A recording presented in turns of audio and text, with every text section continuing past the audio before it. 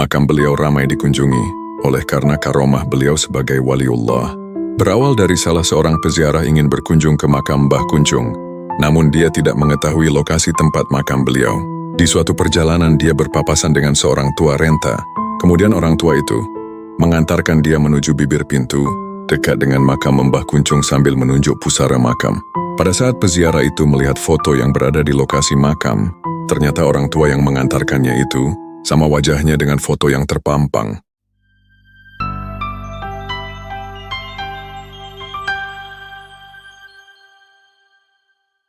Assalamualaikum warahmatullahi wabarakatuh. Sahabat yang beriman, pembahasan kali ini tertuju ke salah satu makam wali berdarah zuriyah Rasulullah yang misterius.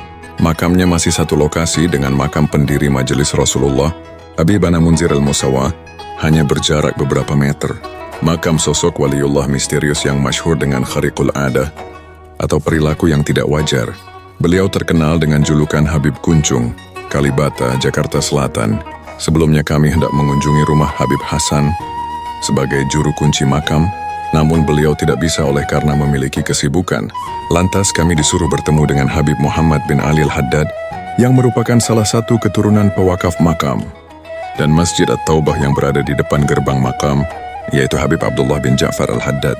Menurut keterangan dari Habib Muhammad dan Habib Hasan, bahwa nama Kuncung disematkan karena Habib Ahmad memakai kopiah dari bangsawan Bugis pada zaman dulu, yang berbentuk kuncung atau kerucut.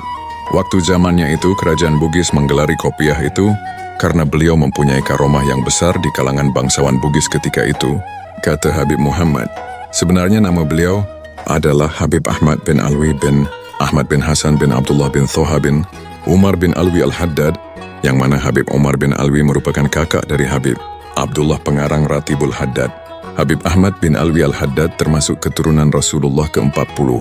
Makam beliau ramai dikunjungi, oleh karena karomah beliau sebagai waliullah. Berawal dari salah seorang peziarah ingin berkunjung ke makam Mbah Kuncung, namun dia tidak mengetahui lokasi tempat makam beliau.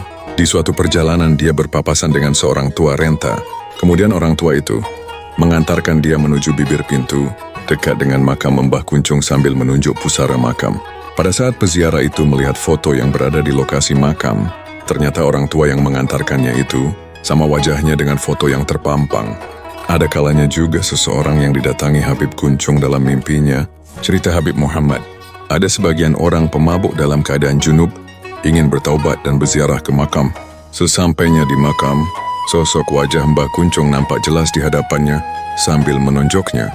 Semasa hidupnya pun banyak kisah aneh di luar kebiasaan yang tersebar melalui bibir ke bibir dan turun-menurun dari masyarakat sekitar.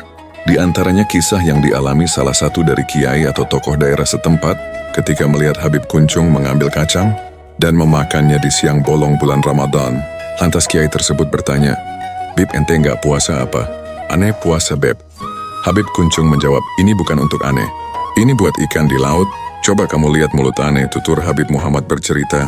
Sambil membuka mulut, Habib Kuncung menyuruh kiai itu melihat ke dalam mulutnya dan terkejut atas kabar benar yang disampaikan Habib Kuncung, sambil lalu meminta maaf.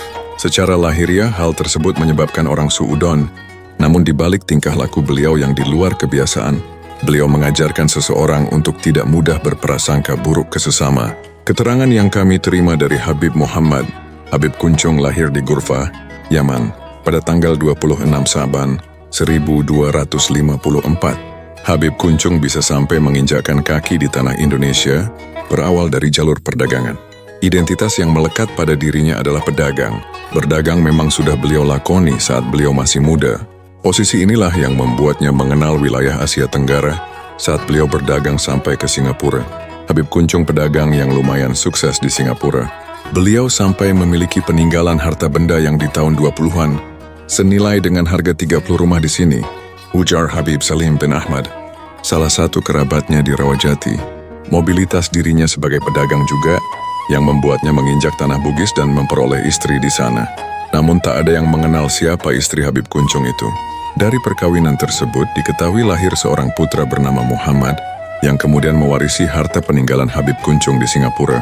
Namun sayang, Habib Muhammad kemudian meninggal dunia, hingga terputuslah garis keturunan Habib Kuncung. Dari sumber yang kami terima dari Habib Hussein asal Rawajati, Kalibata, Jakarta Selatan, mengatakan, terjadi sebuah keajaiban saat prosesi pemakaman Habib Kuncung. Mulanya jenazah Habib Kuncung akan dikebumikan di kompleks pemakaman keluarga Habib Toha bin Ja'far Al-Haddad. Kala itu setelah disalatkan di Masjid At-Taubah, makam di kompleks pemakaman Habib Toha bin Ja'far Al-Haddad pun sudah digali. Namun saat jenazah Habib Kuncung sudah berada di pemakaman, kata Hussein, terjadi sebuah keajaiban. Saat jenazah akan dimasukkan ke liang lahat, 10 orang tak mampu mengangkatnya. Akhirnya setelah Habib Toha salat sunnah bi-isyarah, ternyata Syuhibul Maqam jenazah ingin dimakamkan di pemakaman keluarga Habib Abdullah bin Ja'far Al-Haddad yang sampingnya Masjid At-Taubah, ungkap Hussein. Memang tambah Habib Hussein, selama masih hidup, Habib Kuncung pernah punya satu pesan, yaitu dibuatkan rumah kecil.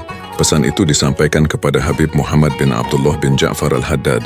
Artinya, disitulah Habib Kuncung ingin dimakamkan, di pemakaman keluarga Abdullah bin Ja'far Al-Haddad.